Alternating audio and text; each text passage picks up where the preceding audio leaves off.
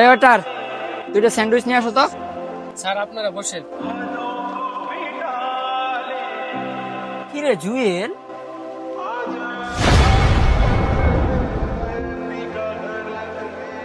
তুই এইখানে, তাও আবার ওয়েটারের কাজ করতেছ? বুঝলাম না বিষয়টা। কি রে মুর্শেদ, তুই ওইটারে চিনস নাকি? আরে ও আমার ছোটবেলার বন্ধু জুয়েল। ও তো অনেক ভালো স্টুডেন্ট ছিল, ঢাকা বিশ্ববিদ্যালয়ে পড়ালেখা করে। কি কারণে আজকে ওয়েটারের কাজ করতেছে কিছুই বুঝলাম না।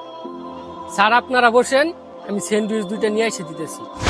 কি রে তুই স্যার বলতাছস কারে? আমি না তোর বন্ধু। বন্ধু? যে আমার জীবন ধ্বংস করে দিছে সে আমার বন্ধু হইতে পারে না। কি বলস? আমি তোর জীবন কেমনে ধ্বংস করলাম? বাহ বন্ধু বাহ, তুই তো খুব ভালোই অভিনয় করতে পারস। সামান্য অল্প কয়টা টাকার জন্য তুই আমার লাইফটাই শেষ করে দিলি। শুন তাহলে। বন্ধু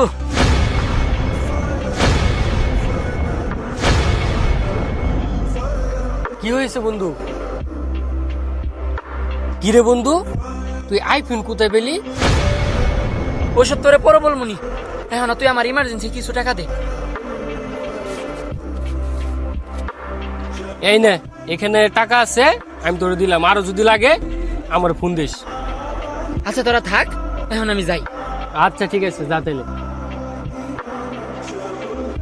অনেকদিন পর তাহলে বন্ধু আইফোন কিনলাম, খুবই কম দামে। যাক, ভালোই হইলো। বন্ধু কাগজপাতি ছাড়া ফোন দিলে এটা কি ঠিক হইলো? বন্ধু, আমার তো সন্দেহ লাগতেছে। আরে ওগুলা কোনো চিন্তাই করা লাগবো না, ওই আমার ছোট কালের বন্ধু, এখানে কোনো সমস্যাই হবো না। ওরা আমি চিনি, এত কিছু ভাবতে হবে না। চল বাসায় যাই। চল।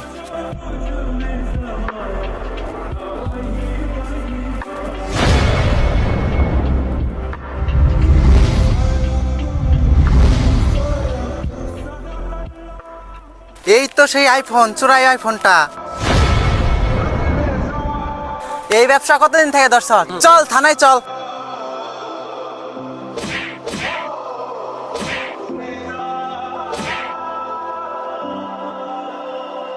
Sir sir sir sir sir, আমি এটা আমার বন্ধুর কাছ থেকে কিনছি। আমি এটা চুরি করি নাই স্যার, বিশ্বাস করেন স্যার, আমি এটা চুরি করি না, আমার বন্ধুর কাছ থেকে কিনছি। সব চোরা করে একই ডায়লগ, চোরারা চুরি করে আর এইগুলা কথাই বলে। চল আগে থানায় চল।